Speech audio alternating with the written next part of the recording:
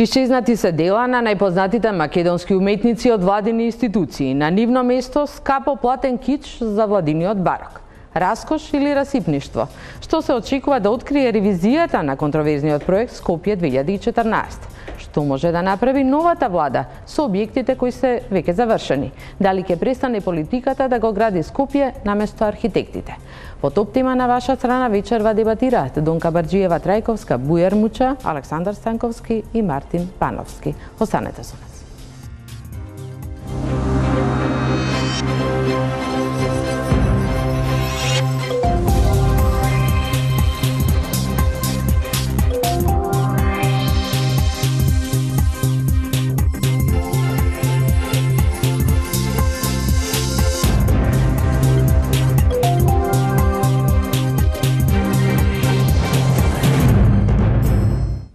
Добро вечер во топ тема на ваша страна. Контроверзен, скандалозен, жестоко критикуван, но гордост на претходната влада. Проектот Скопје 2014 е пред ревизија. Што се ќе покаже? Одговорите ги бараме од Донка Барџиева-Трајковска, председател на Центарот за заштита на културното наследство, сликарот Александар Станковски, архитектите Бујар Муча и Мартин Пановски, кој е и председател на Асоциацијата на архитекти. Добро вечер на сите. Пред да почнеме со дебатата, да го видиме истражувањето на топ тема на ваша страна. Личиновски, Мартиновски, Кондовски, Гуте, Мазев, делата на најпознатите македонски автори кои беа во владата и владините институции, сега таму ги нема. А Националната галерија со години не може да добие дозвола да направи увид. Истражуваше Сотир Трајков.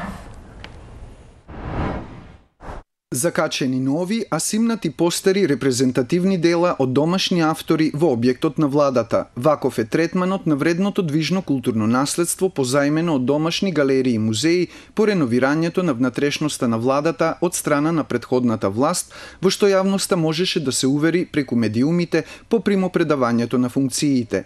Голи се ѕидовите на кои со години беа закачени слики од Личеновски, Мартиновски, Владимирски, Гуте, Корубин и други важни за современото македонско сликарство автори, меѓу кои е и Ѓорги Ангеловски со скулптурата Мајка со дете.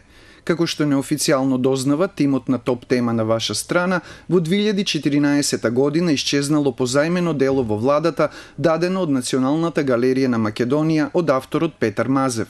Од галеријата Деновиве испратија барања до премиерот Зоран Заев, до службата за општи и заеднички работи при владата и до министерот за култура Роберт Алагјозовски за спроведување попис кој досега не им бил дозволен на 26 дела позајмени уште 1999 година, кога премиер беше Љупчо Ѓоргиевски. За прв пат во 1999 година се дадени 28 уметнички дела на временно користење на службата за општи и заеднички работи, од кои што 2 се лоцирани во резиденцијалните објекти на премиерот и председателот и 26 кои што се наоѓаат во зградата на владата. Потоа овој договор и реверс се обновени во 2002 година, а од потоа за редовната ревизија во 2008 година е побарано барање за увид на делата и потоа и во 2013 година, а во 2016 година од месец февруари навака се дадени неколку барања. Пописот на дела кој Националната галерија на Македонија сака да го спроведе во владата започна минатата година во резиденциите на председателот и на премиерот на државата. Тоа е вонреден попис поради смена на директорот на галеријата и пензионирање на поранешната раководителка на колекцијата. Како што вели нејзината наследничка, целта е не само да се евидентира бројот на позајмени дела, туку и да се утврди состојбата во која што се наоѓаат и евентуалните оштетувања. Околу 40% од овие дела се од прва категорија и ние сме обврзани да следиме состојбата на делата и се разбира да бидеме консултирани како што не бевме во овој случај при промена на нивната местоположба евентуално. Ревизија на 9 дела, позајмени на владата во 2005 година, кога премиер беше Владо Бучковски, во септември годинава ќе спроведат и од Музеот на современа уметност согласно двегодишниот договор кој го имаат постигнато. Нас 24.9. ни изтекува договорот со 2017 година, тој договор што го склучуваме на 2 години, значи пред да се продолжи тој договор, мораме ние да одиме во владата, да видиме во која состојба се делата, да ги фотографираме и после тоа дали ќе се продолжи договорот, дали ќе се враќаат назад. За разлика од Националната галерија на Македонија, која 18 години не ги видела позаимените дела, од МСУ велат дека имале увид на изнаимените дела, од кои 30% се од прва категорија. Неколку пати се барани тие дела назад за изложби, излезено е во пресред, значи вратени се искористени за изложба и вратени пак назад. Сите дела што се изнајмени, позајмени на институциите, добро се чуваат и во добри услови. Како што тимот на Топ тема на ваша страна неофицијално дознава, во периодот од 2012 до 2015, кога се реновираше интериерот на владината зграда, позаимените дела биле симнати од зидовите, покриени од евентуални оштетувања и сместени во некое од депоата во објектот, но каде засега нема одговор. Новиот шеф на службата за општи и заеднички работи при владата, Пеце Мирчевски, во телефонскиот разговор ни изјави дека ќе направи увид на состојбата и ќе не информира од понеделник натаму. Во меѓувреме, во владата остануваат под зидовите портретите на досегашните премиери и по некоја реалистична слика направена специјално за реновираниот објект од руските и украински сликари Игор Николаевич Егоров, неговата сопруга, и од извесен Галич, кој работеше и на резбата во соборниот храм Света Тројца во Радовиш, финансиран од Ристо Гуштеров. Кој од нив ги нарачал сликите, преку која институција одела целата процедура и по која цена се платени, се уште не е јасно. Станува збор за веројатно едни од највредните дела на овие автори. Господјо Барџиева, ова не е прв пат да се отстрануваат објекти, дела што се културно наследство. Малку поинаков е пристапот, затоа што станува збор за движни предмети кои што се дел од национални збирки, како што е на Националната галерија или Музеј на современа уметност, значи тие се дадени времено, се само отстапени. Во однос на вреднувањето секако дека станува збор за исклучително вредни дела на автори од првата и втората генерација на нашите современи ликовни уметници, но тргнато настрана за категориите, бидејќи се говореше за прва категорија, значи таков вид на вреднување како прва, втора, трета не постои во нашето законодавство, но и без тоа станува збор за исклучително вредни дела. Националните институции, во случајов и галеријата и Музеот на современа уметност, треба да се обавуваат таа дејност, да вршат увид во состојбата, да ја проверуваат, прво да го проверуваат бројот, дали се толку колку што биле отстапени. Да, меѓутоа биле токму така. Значи во случајот е малку чудно и несватливо за било која влада во светот, за она што е отстапено како вредност од одредена институција, чија главна дејност е грижа, чување и презентирање на такви вредни дела, во случајов сепак припаѓаат на она што значи културно наследство, да не им биде возможно да извршат увид. Значи тие, ако тоа е во случајот е владата која што е извршно тело и која што треба да се грижи меѓу другото за спроведување на законите доследно, ја оспорува и оневозможува функцијата на останатите институции. Една навистина многу чудна контрадикторна состојба која што во последните години во различни модалитети на различни начини ни се повторува во културата воопшто. Значи тоа се можеме да можам да говорам за многу други примери. Меѓутоа ова е навистина главно непочитување на она што представува вредност во Македонија. Господине Станковски, со внимание го следевме сите прилогот. Вие сигурна сум дека знаете за кои дела. Меѓутоа авторите секако ги... Да, авторите ги знам, но поима немам што се дешава, нит сум бил таму, нит... Да, никој не бил дури ни се поставени од русите. Да, на нивното место, да, стоја во една прилика некој ми кажа дека во депото се ставени тие слики кога е реновирана владата, нели, пошто и екстериорно и интериорно е пристапено кон тој нов аутфит. И тогаш ми кажаа дека огромен број на слики има во депото. Значи тоа се може би тие слики кои се симнати од зидови за да се, нели, Да се стават нови слики според... не нови слики. Гледаме празни се зидовите од слики. Да, освен портретите кои ги видовме, подоцна ќе видиме во прилогот да што има. Така, не што много, има и други слики во другите па ете, кабинети. некој чат пат нешто така. Меѓутоа тие според моите информации што ги добив од инсайдер дека тие се ставени дека има многу слики, тој не ми кажа кои слики се, него и дека има многу слики, сигурно огромен број слики во депото.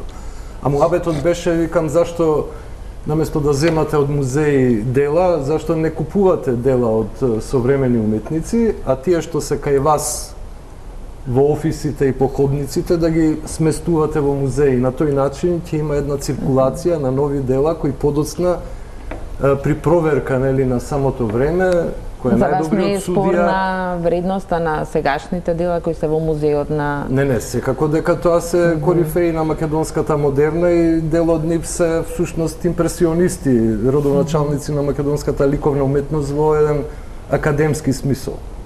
Да, Сето тоа меѓутоа- доцни 50 години, нели, во однос на тоа што се правело на времето. Меѓутоа не е тоа битно, тоа е друго прашање, тоа е синхроницитет. Да, меѓутоа во однос на причината историјата за на нивното странување и на други Па ете, религион е да се да биде во склад со оној барок, како го нарекувам, или не, класицизм. Па добро, не? тоа е еден вид на ретро кој они го фураат во контекст на некаков концепт, да речеме, кој они го гледаат како историцистички.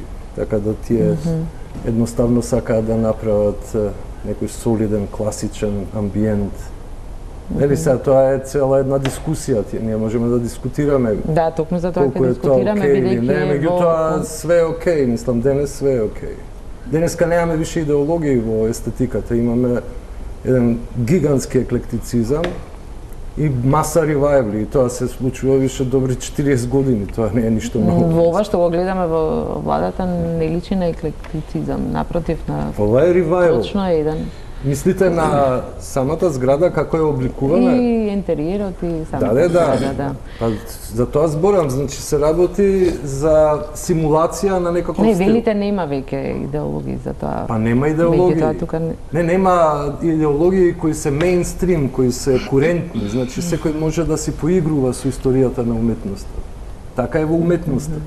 Но архитектурата, да речеме, прашање е колку е таа автономна уметност. Тоа е политичка уметност, таа е секогаш лимитирана со големи буџети, со огромна инфраструктура, со многу вработени, нели, цел еден систем, за разлика, да речеме, од литературата, сликарството, тоа е сликовните уметности и музиката, каде што ја немате никаква потреба од некој голем буџет, па сходно на тоа, нели, парите се политика, така да не мора да бидете лимитирани од барање буџети или коленичење пред политичари, што се однесува до проклетството на архитектите. Тоа Гринел е многу добро како архитект да изрази во својот филм стомакот на архитектот. Да, да ги прашаме архитектите, двајца се тука. Па не, ја ви кажувам од аспект на историја на уметност. Да. Дека тоа е политичка уметност пар екселанс.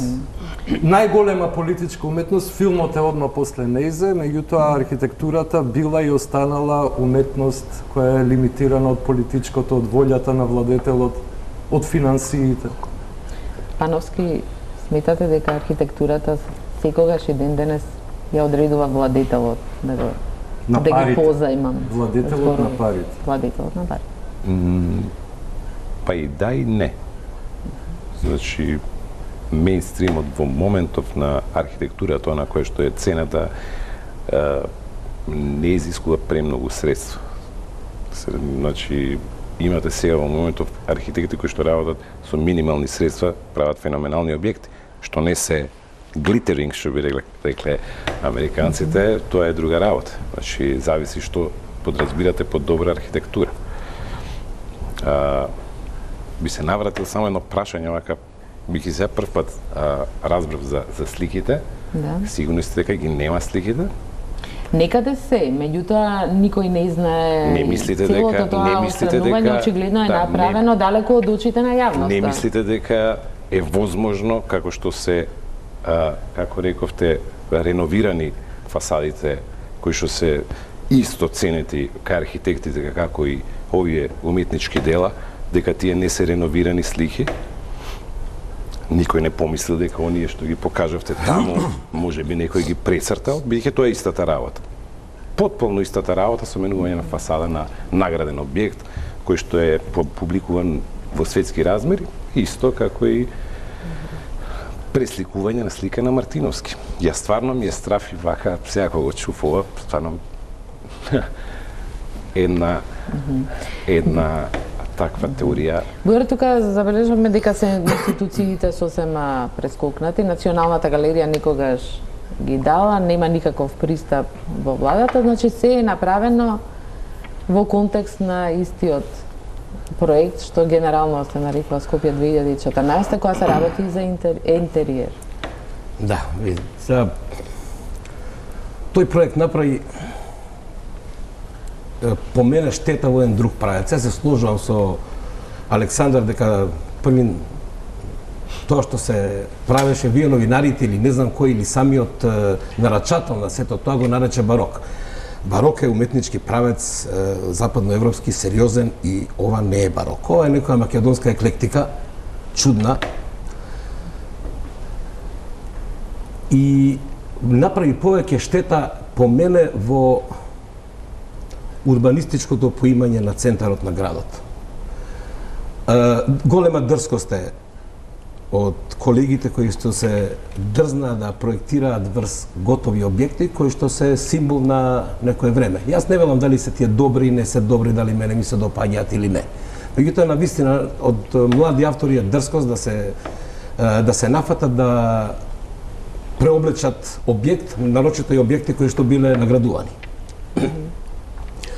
Меѓутоа, штетата е поголема што најскапите локации во градот, локации кои што требаше да носат пари, всушност се сега полни со некои чудни еклектични објекти кои што трошат пари. Тоа се објекти на јавна администрација на кои што каде што се градските витрини во преземјето до 4,5 има рампа за поминување, детектор на метал, а после 4,5 нема никој. Центарот на градот е мртов затоа што нема живот на преземјата. А денес зборуваме дека тие објекти врска немаат ниту со ритам, ниту со ништо од барокот. Да беше тоа барок, веројатно ќе се инспирираше Александар да слика во барок. Затоа што тој уметнички правец и архитектурата го има и сликарството и така натака.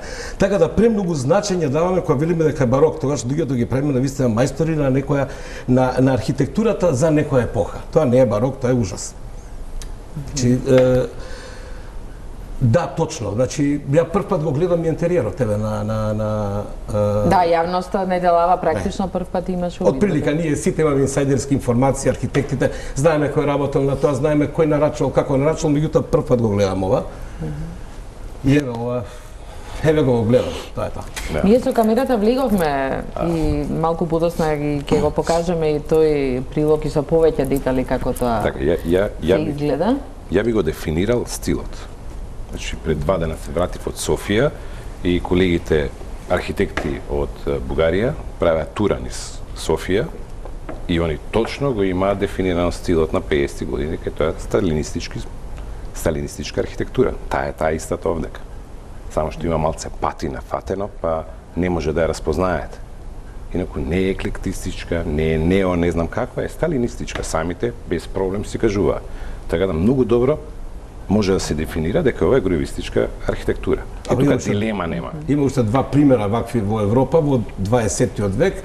Едниот е Еур на Мусолини во Рим и обидот на Чаушеску со Букуреш не толку успешен како нашиот. Се разбирам, врзано е со личност, со политичар кој што како да ви кажам. Врзано е и така и треба да се дефинира. Се слагам со колегата дека не може да биде, не е барок, мислам, ние се зафркаваме. Биќе они не знае, ќе ви кажам дека не знаеа што е. Биќе бев во неколку жирија и тоа беше стар стил. Они не имаат познавање што е. Вие двајцата сте во жирија, каде што овие проекти порано беа одобрувани. Значи, вие Пановски се седеле и се одобрувале или не сте одобрувале? Сум бил во жири комисија за спомен домот на Тоше Проески и тоа е последно што сум го жирирал. И театрите, драмски и театар Центар, кои што си беа комплетно жирирани како што треба, Тоше Проевски се изгради и доби награди и така натака. Така да тоа беше единствени последни професионални конкурси на кои што у суштина се учествуваше. И сме учествувале рецимо на филхармонија како вакво, но овие после тоа каде што беше на кои објекти веќе не се бара веќе каде што е прецизирано, они имаат жири, али кои ќе ви кажат, вие направете ми објект, еве ви го повелете и направете го ваков. Мислам, тоа е, како да ви кажам, тоа е детска градинка, тоа е играчка. Тоа не е сериозно. Разбирате, пристапот на правење конкурс, вие луѓе правиме конкурс, а уствари не правиме конкурс. Бараме цртачи. И цртачи и најдоа. Да се разбереме, тие луѓе што проектираа се, поготово вие што ги прават фасадите, видете им го портфолиото претходно, колку проекти имаат направени. Станковски, вие учествувавте? Ке може ли да упаднам? Иако сте вие водител. Меѓутоа, ќе мора да се насочи дискусијата. Ние почнавме од крај. Од нешто што апсолутно може да биде предмет на дискусија и не мора да биде. Ние прво не сме ни на симпозиум, не сме овде ниту свикани за да говориме за адекватно ни собрани, не сме компатибилни и од однос на научни звања на она што значи. Да, меѓутоа темата ве обединува сите, не? Бидејќи говориме за сите се фативме во замката да говориме за проект Скопје 2014. Че прво да дефинираме дали е тоа воопшто проект. Што значи? На кој ниво е донесен? Кој стои за тоа? За мене е тоа страшно проблематично. Ние, знаете како се чувствувам јас и кога дискутираме? Сите сте огледали филмот Боговите падна на теме, како она шиша од Кока-кола, кој што е паѓа, го наоѓаат и сега се чудат што е. Ние сега се справуваме со последиците на нешто кој што треба да го дефинираме, да го открием. Што значи дека е комплексен и премногу сериозен проблем. Она што треба да не биде предмет сега на разгледување, затоа што во минато кога некој ни го подметна како проект, ги заобиколи сите правни, законски регулативи. Значи, за да нешто се нарече проект, треба да има некој предлагач. Кој ја дава проектната задача, на кој ниво? Нека многу често се спомнуваш името на поранешниот премиер Никола Груевски. На поранешниот премиер и на иден и на било кој премиер не смее да му биде задача таков тип на проект. Значи си постојат закони кои што го регулираат ова прашање. Бидејќи најголемиот дел од објектите, од поединечните споменици, припаѓаат на категоријата меморијални споменици и споменобележи, сето тоа си е уредено со закон за меморијални споменици и споменобележи. Што значи? Тоа е првиот дел за кој што би сакала еве, јас лично да се занимавам, да видиме прво дали има законска основа, дали се почитувани сите процедури во однос на донесувањето на решенијата, тъй тоа е многу сложна една материја. Дали вие, извинете, што упаѓам јас сега? Ако, треба да упаѓам. Дали вие имавте увид во целата таа процедура? Никој немаше увид, ние само откриваме. Знаете што, во врска со овој така наречен проект Скопје 2014, за жал не само ние од стручната фела кој што би требало да имаме повеќе информации, ниту граѓаните, сите сме ставени во улога на археолози. Ние сме во потрага по некакви елементи за да можеме да составиме целокупната слика. Значи имаме пред нас нешто кое ни се појавува и ни обзнането прво е конспиративно влезено тамо кај што не треба да биде. Јас најодговорно тврдам дека во буџетот веднаш после доаѓањето на ВМРО ДПМН на кој ги освои изборите во 2006 година, во буџетот за 2007 во графата што значи заштита на културно наследство, 3 години поред до 2010 беа вметнувани дел од објектите на кои не им е тамо местото. Значи беа тамо тајно ставени, скриени, почнува да се реализираат. До 2010 година, кога со една 3D анимација презентирана пред сета јавност, нас ни го презентира тој проект. Повторно не знаеме каде е тој така обмислен. На кое ниво, кој е тој што нам не го нуди, па ние да говориме дали е добар или лош? Местото за такво нешто беше парламентот. Значи, за тоа не може да одлучува никој, апсолутно. Значи, првиот дел е правниот, дајте да го утврдиме дали е тој правен, дали постои како проект во правна смисла на зборот.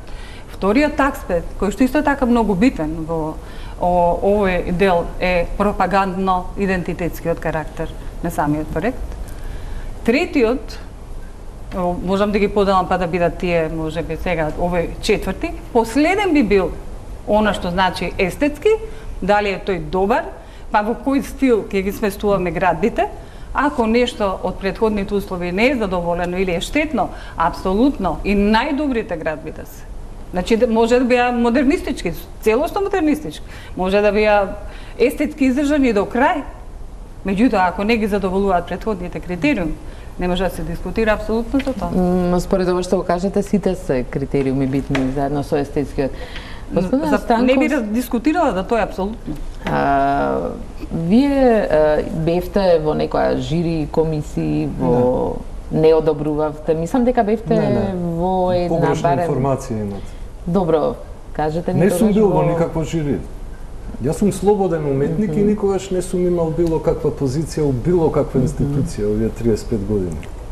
Ниту волонтерска, кога волонтерска бев повикан да бидам член на Советот за култура, но тука немаше збор за и тоа беше волонтерска, тоа не беше платена или било како позиционирана административно. Како член на Советот на култура бевте консултиран? Да, беа и други 15 луѓе видни творци, така во разни области од културата и уметноста.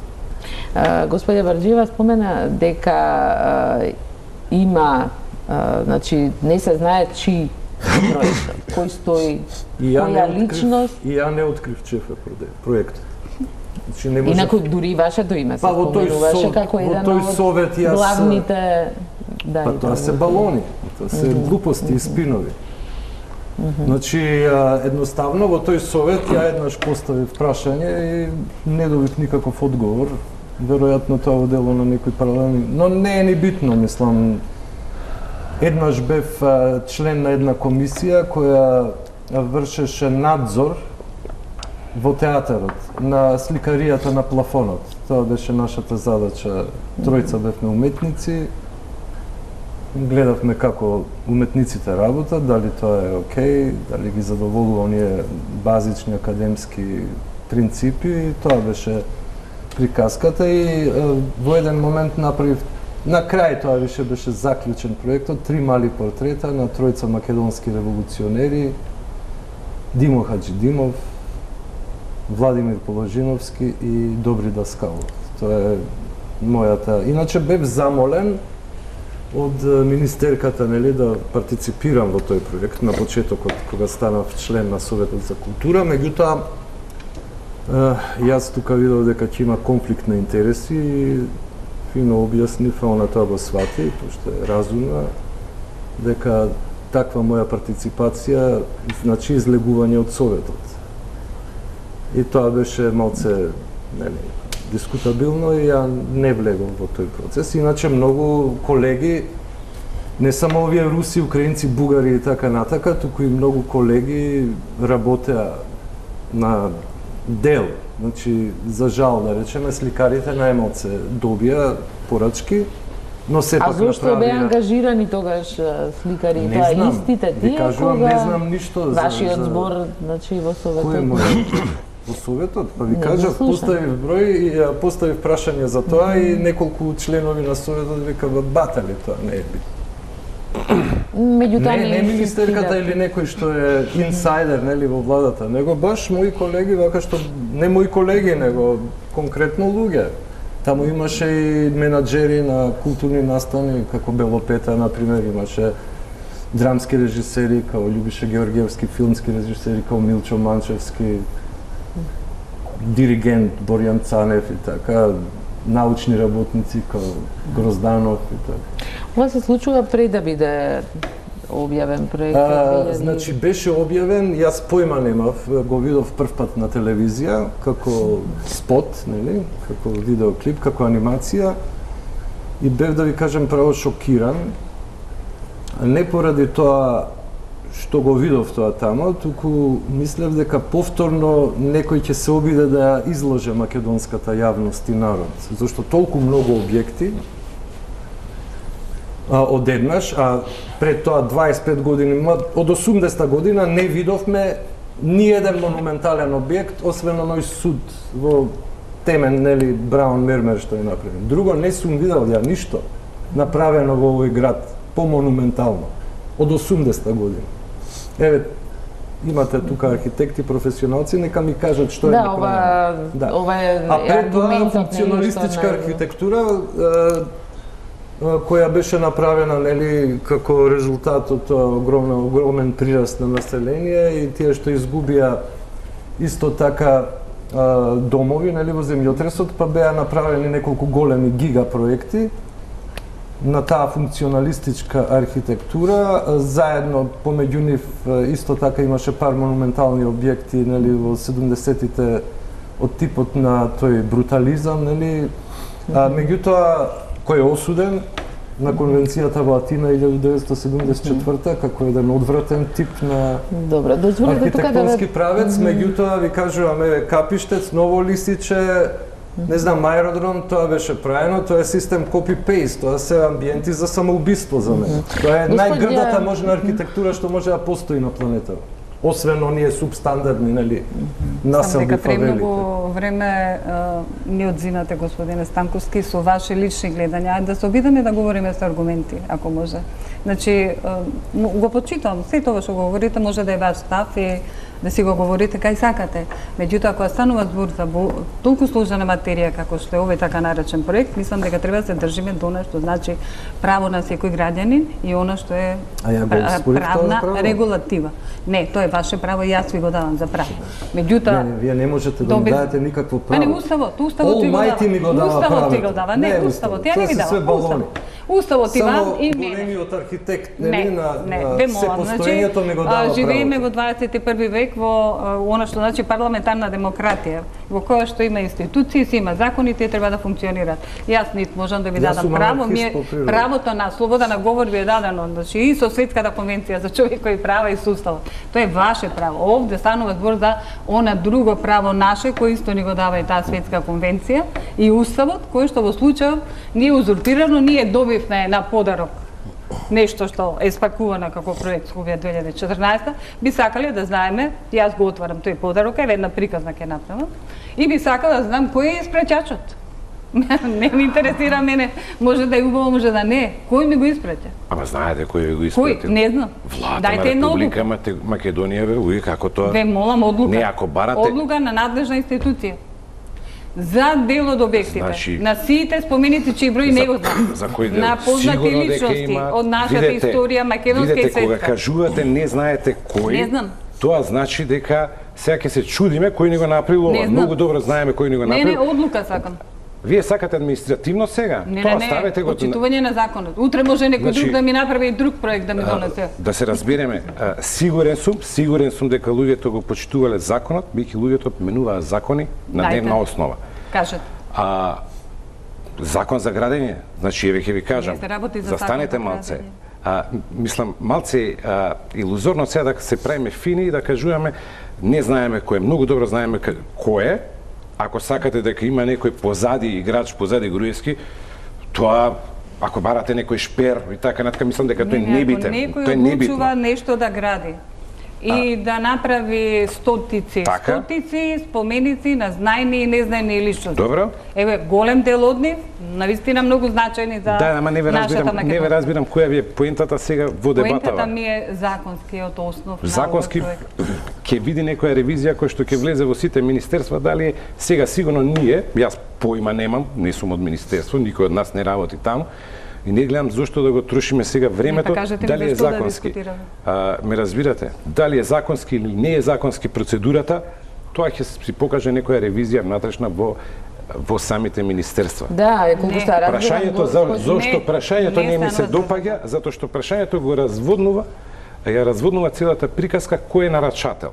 Се знае кој е нарачателот. Не знам јас. Дали насила го нарача? Дали вие кога сте станале член на комисија за избор на одредени дела сте добиле решение од некого? Подпишано како од министер. Нормална работа. Оној кој што добил задача проектна, него изработи тој проект Скопје 2014. Кој е подпишан за таа проектна задача? Ама зошто е тој битен? Еве, Ма тоа немате не ве моја- разбирам. Па Мене, зошто е процедура. тој битен? Па вие можете да добиете Нема, него ли некој- ќе го заставите, него ли ќе го обвиниме за Скопје 2014? Кого него не Тој знам што е ја кој е потпишал програмата за што ја знам некој си театар или Вие сте уставен архитекти, знаете дека е неопходно пред изработка на било Нема, кој него ли- проект да се изработи проектна задача Така, да ги него ли ќе го добиете обвиниме, тој ли ќе насоките. биде главниот кривец, тоа ве прашувам. Не Јас ве ке разбирам морам што тука да сакате ве да кажете. прекинам, продолжуваме Ма се натаму, знае се кој е главниот разбира, кривец. да. Не може И да го за амнестираме. Одговорноста Другите се и пиуни. зашто Не може Шпер да го веројатно обвинувате не се повеќе разбира за она на што се очиглед случувало во Пановски, Германија. Да. Тука ќе Немојте направиме така. една куса пауза за реклами и се враќаме повторно на дебатата. Дебатата продолжи за време на рекламите.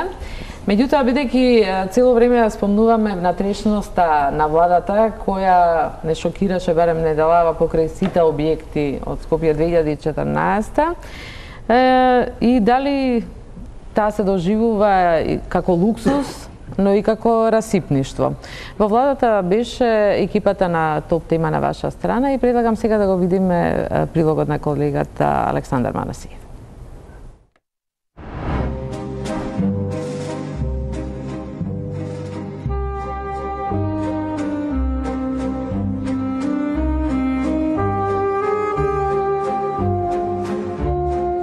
2017 година во Македонија. Чудно, но ниту министрите, а ниту премиерот се уште не одат на работа облечени во стилот на кралот Сонце, Луи 14. А токму изгледот на нивните работни простории најмногу налага ваков стил на облекување.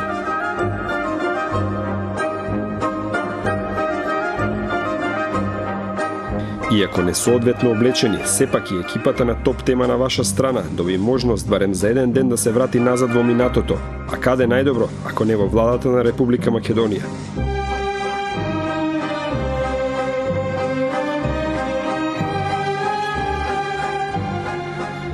Мешавина од стилови, микс од времиња и простори, предмети од Франција преку Русија па се до Кина.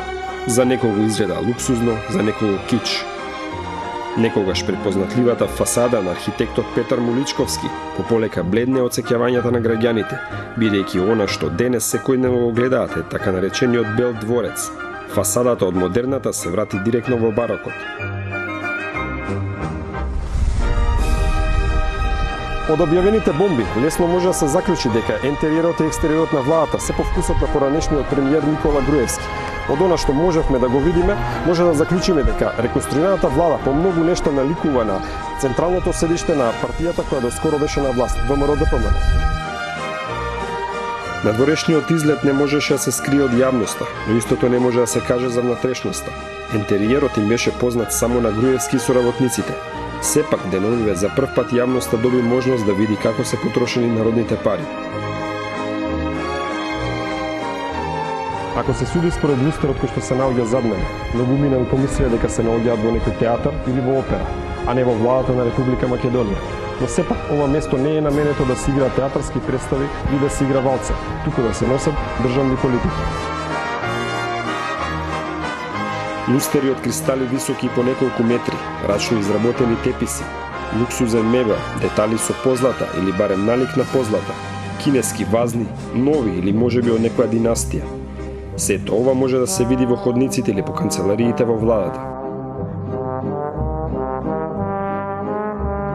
Над зидовите висат портретите на сите досегашни премиери: Клюсев, Црвенковски, Георгиевски, Бучковски, Груевски, Димитриев. На левата страна нема веќе место за портрет на новиот премиер Заев, но има многу други празни зидови во зградата.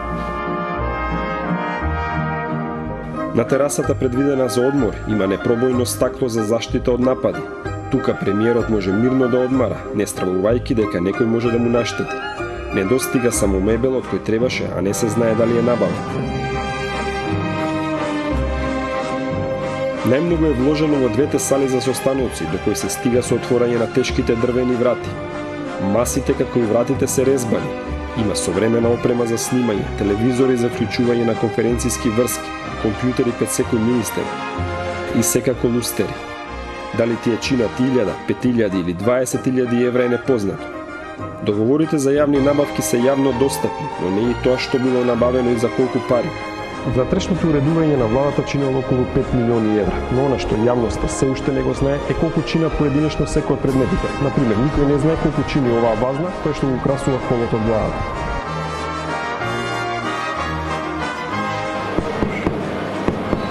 Ако тропнете под зидовите, ќе чуете предпознатив звук кој го открива материјалот од кој најмногу од деталите се изработени – гипс или стиропор.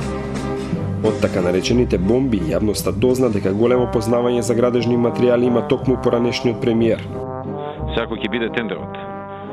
Голема е разликата во цената дали ќе биде фасадата од мермер или ќе биде од има сега измислено у светот некој специјален маутер што личи како да е некој мермер, а не е мермер. До сега теравме сите со мермер. Од МНР почнавме веќе со, пошто немаме пари, нели, кратиме на трошоци, почнавме да го правиме со тој малтерот специјален и таа на Пресвета Богородица ќе правиме исто со малтер. Реален или привиден луксус, стиропор, гипс или мермер. Допрво ќе се проверува какви материјали биле користени при изградба на оваа зграда и дали парите биле наменски потрошени. Како и многу други згради од проектот Скопје 2014, купната цена растеше со анекс договори. Па така, оваа барокна влада ја чини македонскиот народ околу 18 милиони евра. Јавноста можеби ќе биде шокирана ако некогаш ги види министрите облечени како кралот Сонце, но уште повеќе ако некогаш ја дознае точната сума за тоа колку пари биле потрошени на стиропор и гипс за проектот Скопје 2014.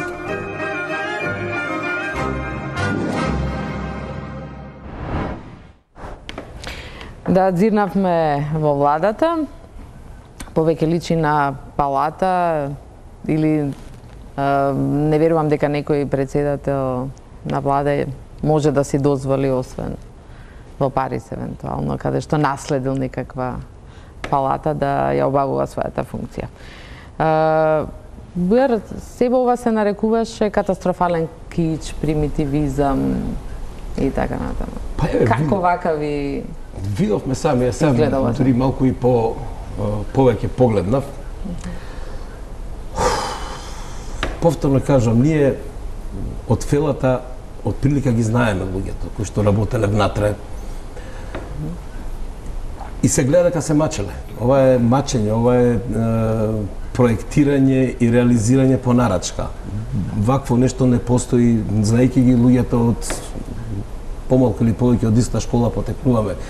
И така натака, ова е мачење и се гледа дека овој објект има друга матрица внатре. Се гледат висините на таваните, се гледаат распоредот на просториите, тоа не можеш да го скриеш. Со ниедно ковано желено, со ниеден тепих од овој тип или не знам што све имаше внатре лустери. Се гледа дека нешто е препокриено, нешто е направено по нарачка на некој што нема познавање и за жал, сочувај Боже, нема ни вкус. Овде луѓето се мачеле, нашите колеги се мачеле. Може би од тоа добро заработиле и така натака. Кинеските вазни се фейк. Има огромни продавници во Кина, тоа се огромни трговски центри во кои што се опремува интериер. Тие веројатно коштаат $10. Сигурно не се од династијата Минг, мислам да се разбереме. Тоа не знаеме. Постои ли Тоа знаеме. Тоа знаеме, тоа што да работи. Што личи на мермер или слушнавме како се нарачува. Десетици милиони долари коштало кога било од династијата Минг. Има скапи работи. Има инкрустрации на подови кои што се многу тешки за изработка. Меѓутоа на сето тоа има многу ефтини работи, тотално неосмислени и се гледа дека тоа не е резултат на некоја архитектонска мисла. Тоа е резултат на цртање по нарачка. А нарачува оној веројатно што седи во објектот. Ја не верувам дека дошол некој друг да нарача, направите го ова, човекот многу ќе се израдува. Нарачал тој што го користи објектот, многу е просто. И веројатно цртале. И давале навечер на архитектот за наутро да го реализира тоа. Тоа е видливо. Јас еве не знам, еве колега тука до мене дали ќе се согласи дека ова е концептот на изработка на овој интериер. Па се согласувам дека е концептот дека се мачеле, ама нема да ги направиме маченици. Не. тоа. Не, Сакам да дека е знам мачо, дека ова тоа да се изведе. Многу од нели хонорарите се исто непознаница. Значи, видете, не е само тоа непознаница, многу работи се непознаница. Значи, ова сега гледаме ние слики и едноставно видео. Тука кога ќе ги видиме ние проектите, некогаш, ќе видиме што е све сработено таму. Како изгледа е малку небитно. Не малку повеќе небитно, поготово во интериерот би интериер една милива работа. Колку пари се потрошени, тоа е друга работа, но тоа мислам дека и други луѓе треба да го разговарат, иако ќе сум дека како Мартин Пановски председател на асоциација на архитекти, кога прашате како Мартин Пановски, onda ќе ви кажам некои други податоци и дури она што беше достапно за новинарите, почнуваат тие податоци да исчезнуваат. Да, еве една анегдота само да ви кажам, затоа викам, од една страна имам некаква функција спрема моите членови, а од друга страна сум граѓанин. Во Загреб на докторски студии, менторот мој пред да го согледа ова, прво не веру, вика не е проблем, има сега дека. Кога всушност согледа што се случува, човекот ме праша заедно со колегата од Скопје зошто зборувате од аспект на архитекти. Овде кога ви завршува аспектот на архитект и станувате граѓанин и поставувате единствено релевантно прашање каде се парите. Зошто ми ги трошите парите како граѓанин? Нека е најмодерното ова. Вие разбирате дека ваков зафат нема, мислам, има во многу богати земји. Ова е узурпација на јавен простор. Не е точно дека нема мислам, како идеологија нема, но архитектурата во моментот е се за јавен простор, за социјала. Не е за луксус. За тоа треба да разговараме. Дали е кич или не, дали имал вкус или немал, и ајде да завршиме со тоа. И кич и нема зашто да го дебатираме веќе тоа. Стварно мислам. Работата дека влегува во јавен простор. Менуваат закони, менуваат систем. Кој ќе подпише, како ќе го подпише и така нака. Ние тоа треба да си го средиме, после ќе се занимаваме со она што го гледавме дека на монитор. После, тоа нека седи, тоа е, како да ви кажам, враќање на фасадата на владата. Да, зошто да не? Читам, бих имав таква изјава, многу луѓе скокнаа, нема пари, колку пари ќе кошта. Да, не мора тоа сега да се направи. Што ќе се направи. Стенковски споменавте дека ова направено за граѓаните, за народот пред малку кога. Не, реков дека тоа е сублимат на еден народен сентимент кој мислам тука има неколку слоеви, психоаналитички да го гледаме сето ова, од каде потекнува таа енергија, да речеме. А може би и тоа е погрешно гледање. Значи, уште пред многу години, пред да се реализира овој проект, пред да почне тој проект, одејќи во некои населби, градски, и гледајќи некои индивидуални куќи, поготово кај оној сиромашен дел од населението, но кои успеале на некој начин да изградат некаква куќа и некаков двор. Тука сакам да направам дистинкција, сакам да кажам дека се работи за еден слој на луѓе, на граѓани кои не се образувани, значи кои немаат некој интелектуален капацитет. Значи, одејќи по тие населби и гледајќи, да речеме, по нивните дворови, гледав мали гипсани лавчиња, некои скулптури, некои аморети. И тоа све онака Драчево, да речеме, Сингелич, Ченто, Ѓорче, некои такви населби. Таму има индивидуални. И гледам некој порив кон некоја символика, кон некој аутфит, кон некој класичен аутфит, нели, гоблените исто тоа. Ова е дел од таа сублимација на таа уметност на гоблените, тоест не е тоа уметност, како дека тоа е псевдоуметност, квазиуметност, која се појавила во 19 век во Германија, баш токму и поради тоа, нели, се нарекува кич. Сакате да кажете, предходната влада практично го следи вкусот? Не, сакам да кажам дека народот имал некаков импулс, некаков порив кон таква декоративност, кон еден таков тип на изразување, кон ставање на некои символи. Од каде доаѓа тоа? Тоа не сум го видел, например, сум видел џуџиња, например, во Америка или во Европа. Меѓутоа пак не ве разбирам каква е врската со... Врската е многу јака. Тоа е недостатокот од таа, да ја наречам, западноевропска култура во нашата македонска култура. А кој го констатирал тој недостаток? Кој го констатирал тој недостаток?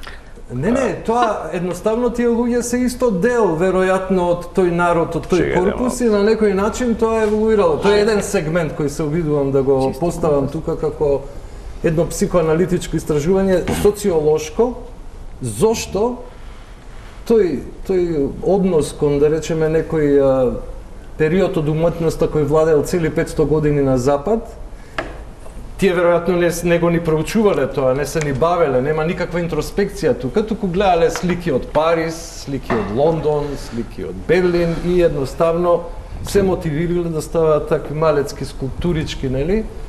И да симулираат некоја култура која ние ја неаме, а западноевропејскиот, нели, народ ја имал.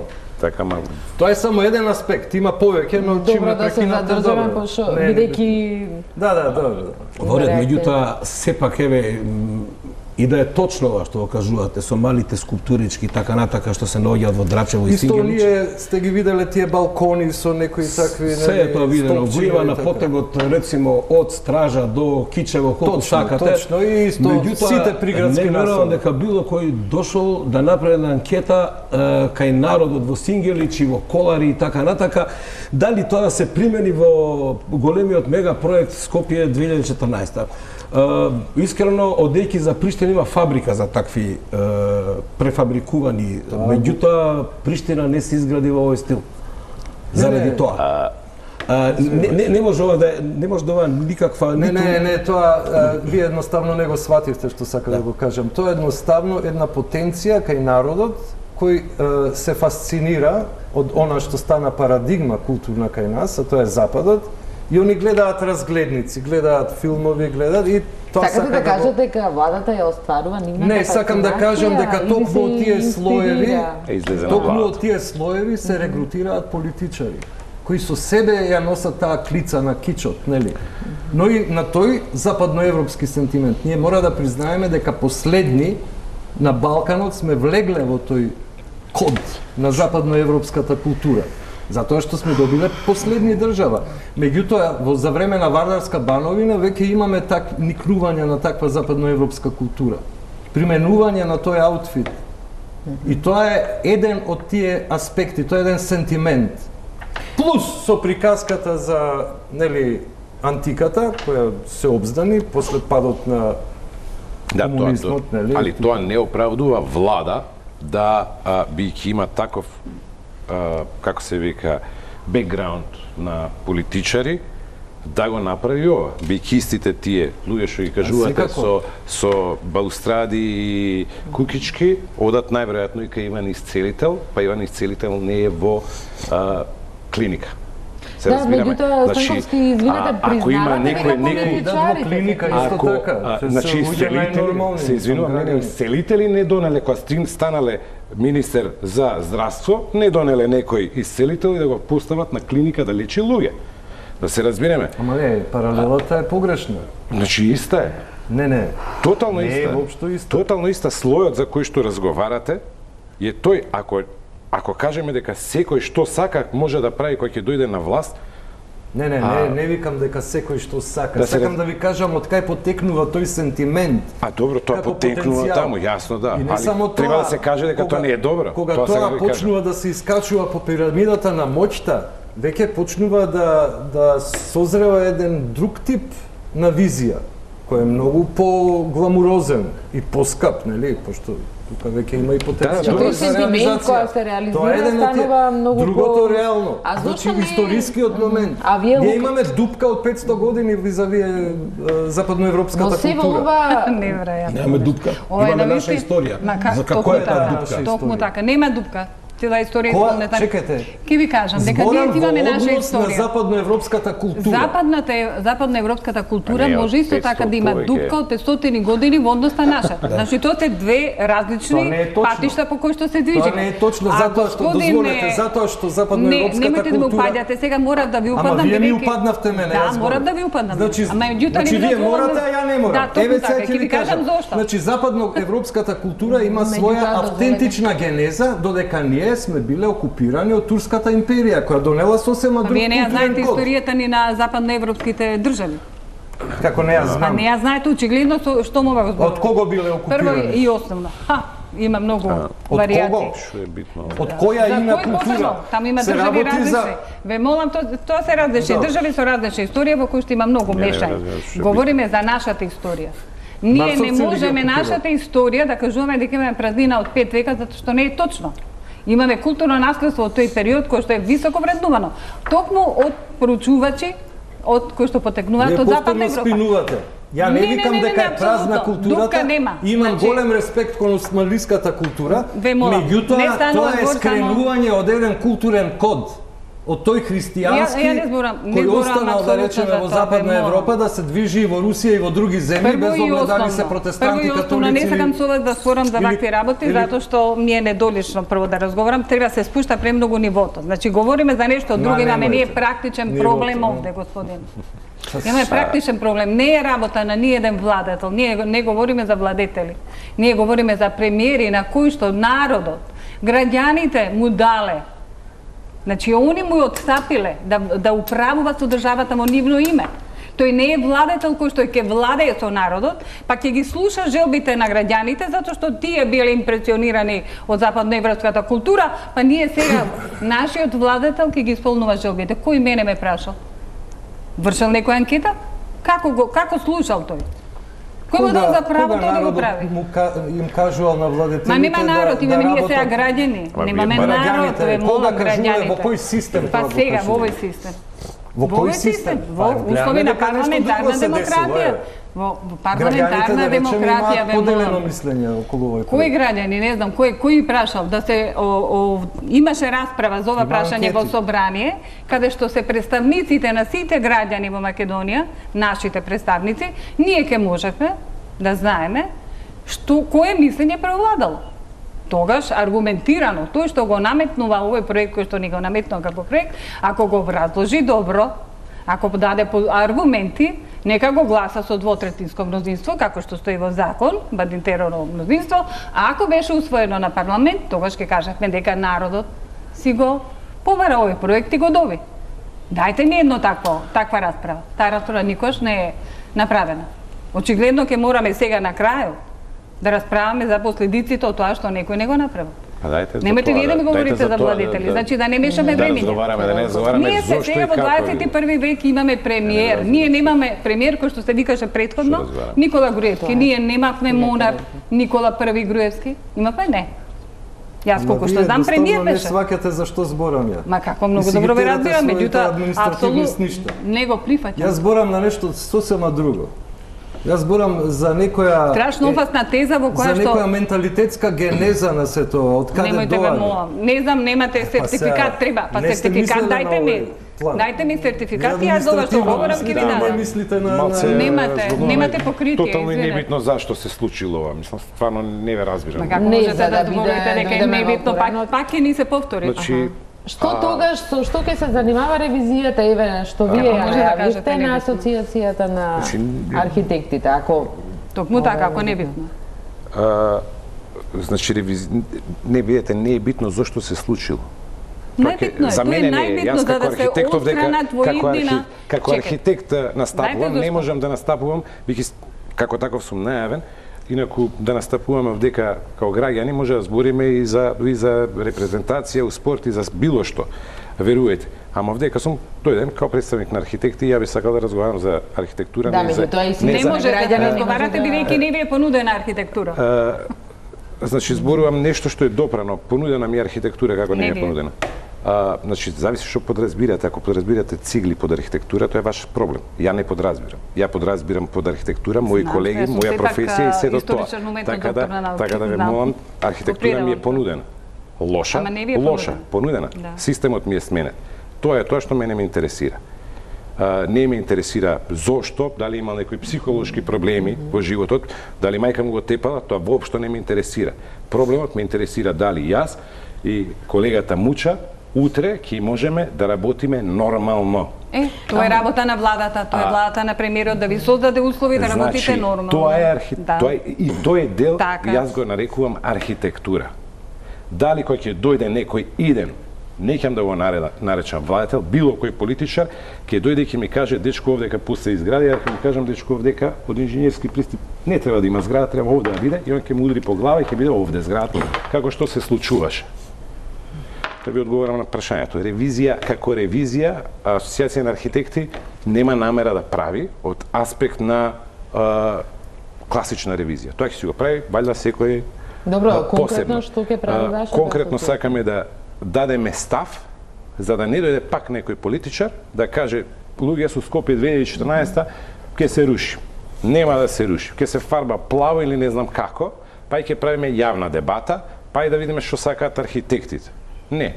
Работата е архитекти да кажат јасен став со не јавна дебата, туку стручна дебата, да го соопштат, па после да правиме јавна дебата. Да не се најдеме во дека некој негде као некој кулуари го спремил ова Скопје 2014, па ни го дал, ни го пласирал како едно видео, па ние како асоциација направивме 2010-та. Како председател на асоциацијата се обидувате да ги заштитите сите архитекти. Па тоа е нормална работа, не само проектантите таму, сакам да ги заштитам. Го критикувавте начинот на кој се правени конкурсите. Така е. А во исто време велите да беше понудена архитектура. Зборам лоша. Контрадикторно. Дали се разбираме? Објасните ми. Значи има врска со архитектура, понудено ми беше од аспект на владата се занимава со архитектура, не е само политика. Ме разбирате? Тоа сакам да го разговарам. Владата, извинете, јас не ве разбрав најдобро. Значи, вие ми рековте дека... Не, за владата сега, со што треба се занимава? Не че занимава само политика, туку и со... Со архитектура. И со архитектура се занимава владата? Владата? Да. Со Министерството... Дали нормална работа, Министерството за транспорт и врски со што треба се... Тоа не е влада. Значи, влада е поставено повеќе не влада. Која би се правила ревизија? Можеме да кажеме името. Значи, ја ви кажам што е. Вие веќе сте научени, веќе 11 години, кога ќе ви се каже владата, тоа значи еден човек да ви каже и да ви смисли нешто од глава. Јас така не размислувам. Се уште после 11 години не сакам. Сакам да размислувам дека владата си има свои тела, не ќе да ги разглавам кој се и така натака. Системот тие се вршат. Нормална работа. Дали е Министерство за транспорт и врски или било како се вика, некој треба да се занимава со тоа. Морам да имам закони кои што нема да ги смениме политички, а кои што се од аспект на архитектура и урбанизам, не да смениме да не може да се гради во Вардар, не бе може. Се менуваат инженерски закони, не се тие само закони на овакво на некоја држава. Со закон на држава менувате закони кои што важат во струка.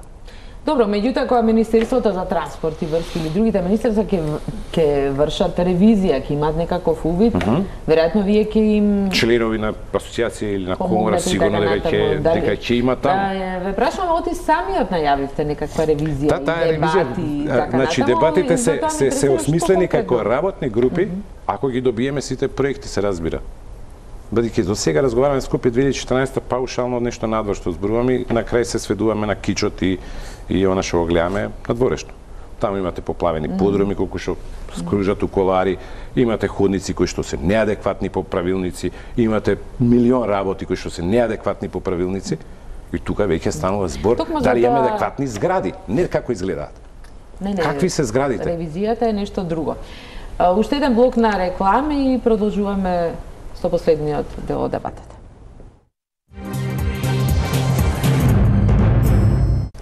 Се враќаме во топ тема на ваша страна. Да се подсетиме недавно на инцидентот со камионот што пропадна во фонтаната на плоштадот, што стана некаков символ и доказ за материјалите што и самите ги спомнавте во дебатата. Информацијата што ни дојде пред почетокот на емисијава е дека единствен кој настрада заради овој инцидент е возачот на камионот кој е суспендиран. Значи никој не е одговорен за тоа што се случи. Што со Скопје 2014? Тоа е најголемата непознаница, прашањето што ни се наметнува сега по смената на власта која стои за овој проект.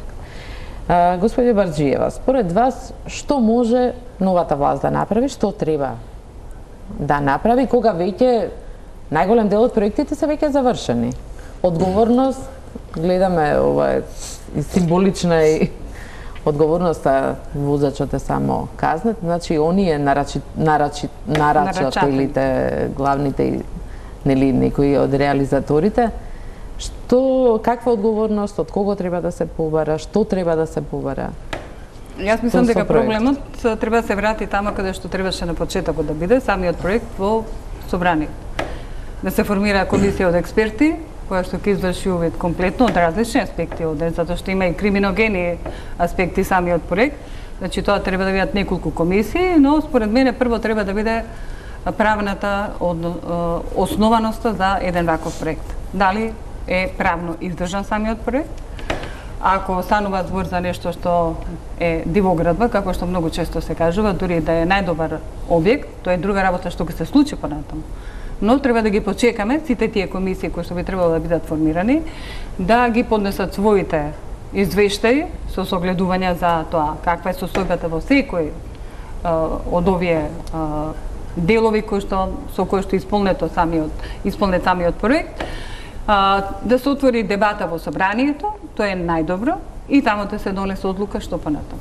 Затоа што нема друго тело, ние во меѓувреме можеме да си организираме трибини и да говориме и за тоа дали мене ми се допаѓа, па вреде ли тоа да се руши, нема да се руши, дали ќе се пренаменува или нема да се пренаменува, мислам дека треба да се започне на вистина сериозно кон овој проблем, а тоа е со формирање на различни комисии кои што сите аспекти од проектот ги разгледаат, ќе ги презентираат пред јавноста. Бидејќи раководите со Центарот за културно наследство, тука би требало да имате и свој, ја почнавме емисијата со вредните дела што недостасуваат и се останати од владата. Дали ќе побарате и вие како центар да се испитаат некои? Па има аспекти. Дали има и други такви случаи скандали? Тоа го бараме цело време како центар и говориме во изминатите скоро 6 години. Нормално дека бараме ревизија на се она што е направено до сега. Знаете што е, дали ќе останат објектите или нема да останат, тоа е една работа. Меѓутоа многу е битно да се создадат услови, да се открие она што значи позадина на самиот проект. Оние услови кои што биле создавани позадински и било какви поддршки за самиот проект, во иднина секоја активност треба да се биде да се одигнат вакви типови на активност. Значи ниеден премиер, ниеден министер не сме да се јавува во улога на креатор на вакви проекти.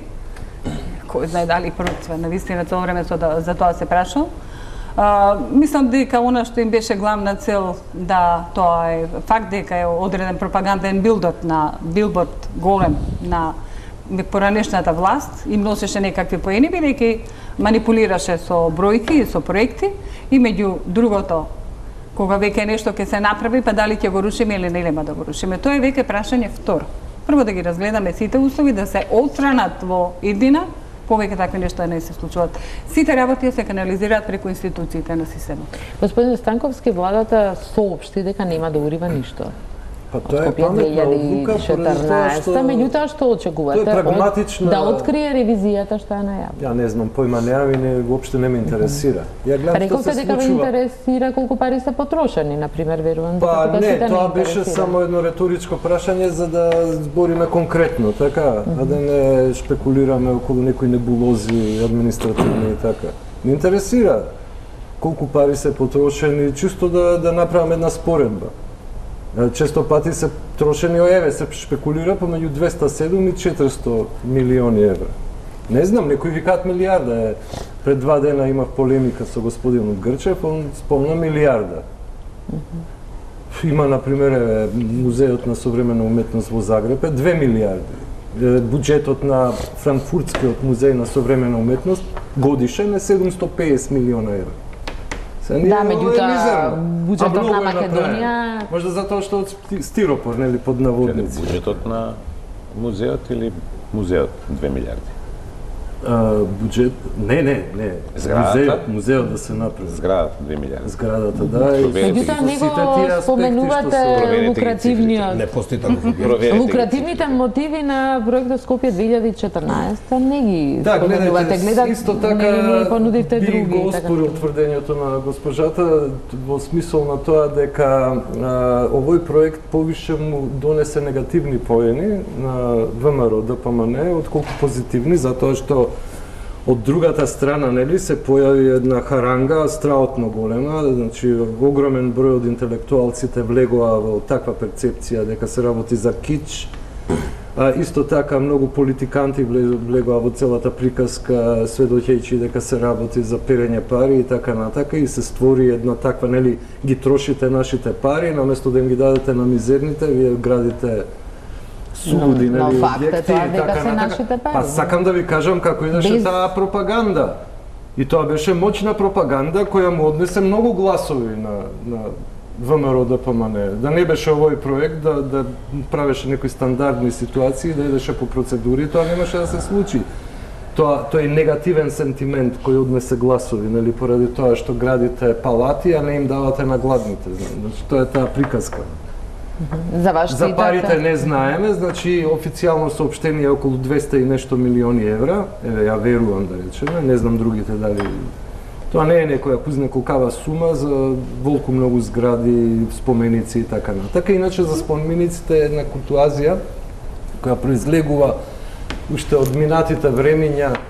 Значи, тоа е еден куриозитет, ја бев шокиран кога ми го кажа еден инсайдер кој ги знае, ги има тие формулари и така, дека 1979 година Советот, значи тоа е Социјалистичка република Македонија, СРМ, нели, која во тоа време, значи, Советот на град Скопје одлучил да се направат споменици. Многу споменици се напишани и пропишани по таа листа. Тоа се сите овие што денес се направени. Вклучително и дел од таа античка историја, како Александар Македонски, како Филип, Олимпија. Да, знаеме за тој проект, меѓутоа тоа никогаш... Тоа е официјално 1979 година. И се реализира во 2010 година. А ние видовме дека нема градби, дека не... Ако нема некоја иницијатива политичка, ја не гледам дека тука има некоја критична маса која би можела да изведе нешто големо, нешто монументално. Не е битно во кој стил ќе биде направено и од кого ќе биде направено. И од какви материјали? Ја не гледам дека сите тие структури административни или НГО или било какви мешетари кои сакаат да изигруваат авторитети би можеле да направат нешто што би довело до еден градежнички бум. Законските процедури треба да ги заштитат граѓаните и нивните пари.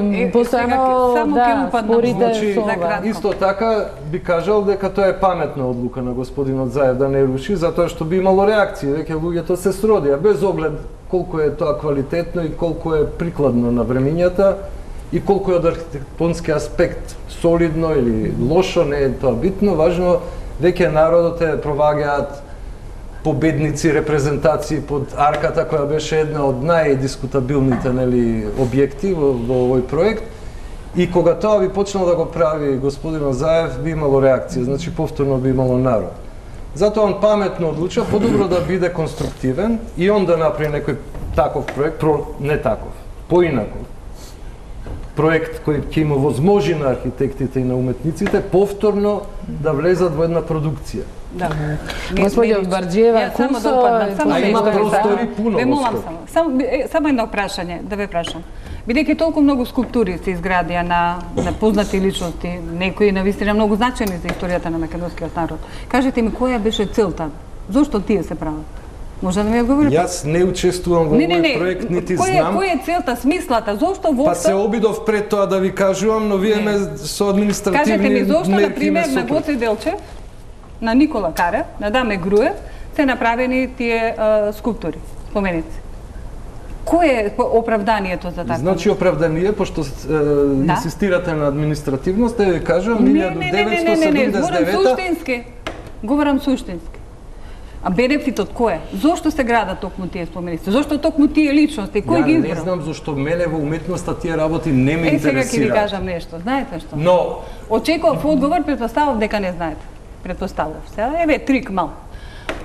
Затоа што тоа се навистина значајни личности за историјата на македонскиот народ. Има тука и споменици на други. Тоа се подразбира дека се значајни. А не се подразбира. Значи, па се подразбира како не се. Сите тие личности се значајни за историјата. Некој донел одлука да им изгради споменици.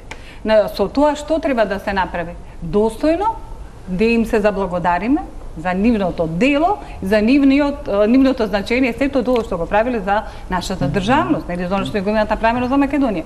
Кажете ми вие еден споменик чие што откривање беше достојно направено со церемонија, со посебна иконографија, во која што премиерот или некој председател на одбор или на комисија кажал пригодни говори, го отворил тој споменик и укажал на пошироката јавност, на тие според вас неупатени граѓани, например, зошто е изграден толкава голем споменик на Александар Македонски. Кој е значењето на Александар Македонски за државноста на Македонија? Еве ја да ве прашам, кој е значењето на Александар Македонски за државата? И за македонската нација. Јас да го порачав, јас ќе ви го кажам. Па ја не сум го порачал за да мислам дека темата на ова бидејќи тајно беа поставувани така и сега имаме стотици споменици што преку ноќ ги поставуваме. Ние не го славиме нивното дело. Ние достојно не им благодариме. Советот на град Скопје одлучил да се направат тие споменици, значи биле значени. Извинете. Бујар, што може сега да се направи со Скопје 2014? Од се до ништа, чувме ставот на новата влада околу тоа, меѓутоа со тоа не завршуваат приказните, се разбира. Сега, како да ви кажам, поаѓајќи од објектите, архитект, вложено многу материјал, многу труд и многу пот во тоа. И многу пари, наши пари. Не навлегуваме, кажавме на почетокот некој појавно, некој потајно што мислиме за естетскиот аспект на меѓутоа, овде постои материјален аспект. Ако ме прашате мене лично, оваа држава нема капацитет финансиски, како што немаше ни претходната влада, да го направи сето ова во период од 10 години. Не е нормално дури за владетели кои што освојувале и краделе освојувајќи. Значи, јас не знам од каде излегоа тие пари. Од нас, меѓутоа, ние сме биле сериозно моќни да даваме толкави пари за толкави потфати. Битно е да се види, да се ревидира зграда по зграда колку навистина чини. Ние од вас новинарите знаеме. Знаеме некои суми кои што ќе ги чуеме од вас и ако го преведам тоа во квадрати и во материјалот што е употребен, фасцинантно многу е тоа. Меѓутоа не знаеме. Кога ќе знаеме, верувам дека архитектонската фела ќе седне и тоа ќе го проучи и ќе излезе со став како што вели Мартин, да, ова кошта волку. Меѓутоа, колку и да коштало, тоа постои. Јас лично мислам дека е голема дрскост некои објекти што се преоблекува. Тоа се постоечките објекти како зградата на ЕВН, како ова популарно што игавме НАМА, владата, еден дел од поштите таму, не знам што, објект мислам дека беше на телекомуникации, така натака. 130 објекти се избриша. Има неколку објекти кои што, ако јас се прашувам, јас повторно би ги преслекол, јас не велам дека владата на Република Македонија, онаква како што беше од Муличковски, не беше стасана за пресликување, меѓутоа во манирот на оригиналниот проект, не ова. Нарочито што овде има сериозни проблеми од аспект на статика. Тој објект се држи на централни јадра, а сега е направено уште едно темелење за оваа фасада. Влегов еден ден пред оној земјотрес лани, све беше попукано. Тоа сега никој не го зборува, меѓутоа така е. Овде не сме само ние архитектите. Вие двајца сте виделе и други оштетувања на истите објекти, нешто што самото... Јас сум видел, во владата сум видел ден после земјотресот, случајно во состанок таму, видел дека све е попукано затоа што тоа јадро осцилирало на еден начин, а друго осцилирало друго, никој на тоа не внимавал кога ја правил Шампитова. Што ќе правиме со темелите на тркалото, кое што некој го видел во Лондон кога отишол првпат и се одушевил на Темза. Што ќе правиме со тоа што коритото на реката Вардар е со закон заштитено, а е узурпирано крајно? Тоа е поголем проблем од естетиката на зградиве. Ќе дојде време кога ќе се има пари, кога ќе се има форум за тоа и кога ќе се смени све. Многу е лесно да се сменат фасадите. Функциите на објектите е тешко да се сменат, место положбата нивна, место да сето ова е потребно. Јас му верувам на претходниот премиер што велеше дека седат под кирија и дека администрацијата плаќа премногу пари за кирија. Меѓутоа, има толку многу локации во предградието каде што може да се направи политичкиот центар на државата, а не на најскапите и на најпроблематичните локации во град кој што своите објекти ги мери со максимална скала на земјотрес. кој што има заштитено корито поради поплави, поради многу други работи кои што врзани за геодезија и за статика, да сега да не навлегуваме стручно. Има многу грешки и многу работи се направени мимо одговори на вистинска стручна јавност. Поплавените подруми, да не навлегувам зашто се. Значи, многу пари се потрошени за некаква сулуда идеја, меѓутоа технички се неиздржани. Што ќе правиме со тоа? Инаку самите објекти си имаат функција. Веројатно оние работат луѓе, не чинат, некогаш ќе ги поправиме, меѓутоа овие што се дрскост, ако мене ме прашате, тоа све треба да се врати назад. Мартин, за крај, дебатата е веројатно отворена и во Асоциација на архитектите и кои се главните предои, или допрва треба да почне, меѓутоа каде се движат накусо... Така, бијќи... Ова е реално сериозен проблем. Скопје 2014 е сериозна работа и како сериозна ќе придеме. Нема да ја придеме со една дебата и да кажеме, дечки, ова е вака и вака, сигурно. Тоа ќе биде поголема работа. И ја не би должил толку, би сакал да кажам дека возачот не смел, сакам да бидам многу искрен во моите согледувања. Возачот на плоштад не смел да вози по фонтана. Тој е затворен и да не ги обвинуваме луѓето што ја направиле фонтаната. У секоја фонтана, ако возите во камион, значи јас сакам да разговараме стручно, како што и Муча сака стручно да разговараме. Не интересира политика, верувате ни, сакам стручно да разговарам. Тоа е едната работа. Втората работа, целата приказка со фасадите од владата, фасадата од СМ, Еван или како и да е сега. Значи, полно право конзерваторско, стручно е фасадите се вратат во првобитна состојба. Да, но тоа ќе чини многу пари. Исто така, значи не ви кажувам дека ќе се трошат видни на не ви кажувам дека ќе се потрошат парите денеска, дека ќе се потрошат дури и од буџет. Ја не знам лично, али 100% сум сигурен дека за културно наследство имате и европски фондови и такви работи. А ова е скандал не локален, ова е светски скандал.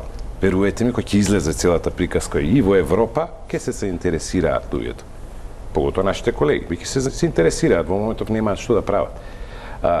Од тој аспект, сигурно дека би требало да се вратат во првобитна состојба овие објекти.